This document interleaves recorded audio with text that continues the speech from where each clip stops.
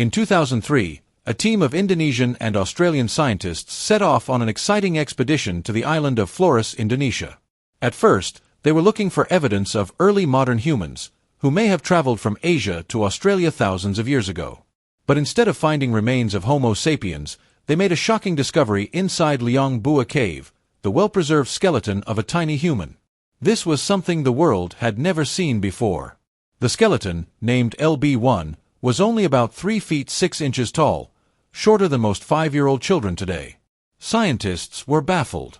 Was this just a very small modern human, or was it something completely different? As they continued to dig, they uncovered more bones, at least 15 different individuals. And guess what? All of them were tiny. This meant they weren't just small people. They belonged to an entirely new species of human. The scientists named them Homo floresiensis, but the world soon started calling them hobbits because of their small size, just like the tiny characters from The Lord of the Rings. But how did these real-life hobbits end up on this remote island? And why were they so small?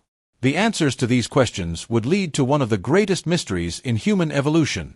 We already know that Homo floresiensis was incredibly small, but just how tiny were they compared to modern humans? Let's take a closer look. The average height of an adult Homo floresiensis was only 3 feet 6 inches or 1.06 meters. That's shorter than most kindergartners today. They weren't just short, they were also very light.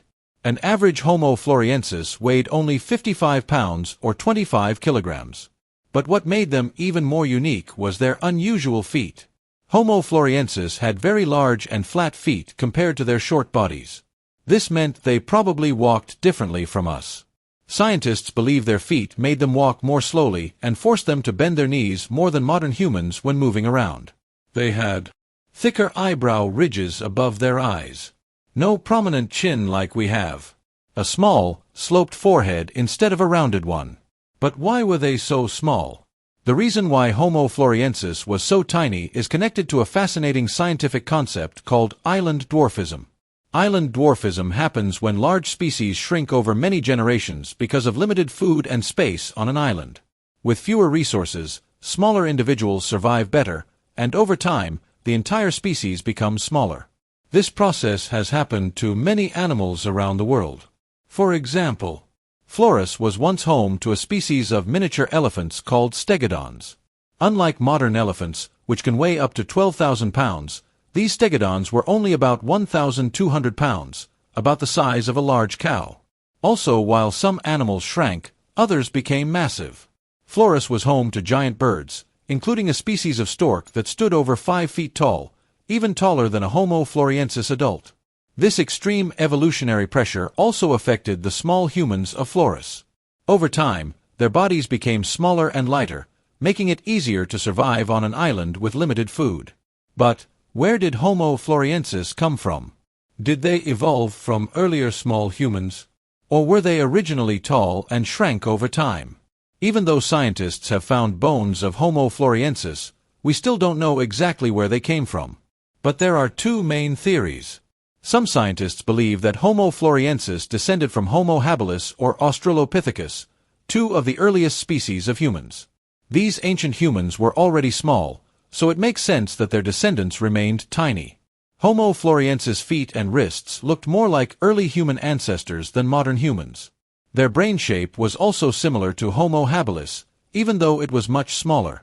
Another group of scientists believe that Homo floresiensis evolved from Homo erectus, a species that was much taller. This is because their teeth and skull shape looked more like Homo erectus than earlier small humans. If Homo erectus arrived on Flores and got stuck there, island dwarfism could have made them shrink over time. But here's the problem. Scientists have never been able to extract DNA from Homo floresiensis bones. Every attempt has failed. Without DNA, we can't confirm which theory is correct. For now, their origins remain a mystery. But even though they were small, Homo floresiensis was surprisingly smart. Scientists originally thought that their small brain size meant they weren't very smart, but new discoveries proved otherwise. They made and used stone tools to cut meat and process plants. They used fire to cook food. They hunted small animals like rats and reptiles. They worked together in groups to survive. Even though their brains were small, They had a special area of the brain, Brodmann Area 10, that is linked to problem solving, just like modern humans. This means they were probably smarter than we first thought. But being smart didn't mean life was easy for them. Flores was home to dangerous predators, and these tiny humans had to fight to survive every single day. Even though they were intelligent and skilled hunters, they had to share their island with giant predators that could easily kill them. Let's take a look at the most terrifying creatures that lived alongside these tiny humans. Danger number 1. The Komodo dragon. The most fearsome predator on Flores was the Komodo dragon, a giant lizard that still exists today. It had venomous saliva, meaning even if it didn't kill its prey immediately, the bite would cause slow, painful death. It could smell blood from miles away and often hunted in groups. These dragons were the top predators on the island, and they likely attacked and ate young and weak Homo floresiensis. Even today, Komodo dragons occasionally attack humans, so imagine how dangerous they were for the tiny floresiensis. Another shocking predator was Leptoptilos robustus, also known as the giant stork. This stork stood over 5 feet tall, taller than an adult Homo floresiensis. Unlike normal storks that eat fish, this one was likely a predator, feeding on small mammals, including possibly Homo floresiensis children. These massive birds could have easily grabbed small humans with their powerful beaks. Scientists believe they may have hunted young floresiensis just like modern storks hunt baby animals today. Flores was also home to deadly snakes that could kill with a single bite.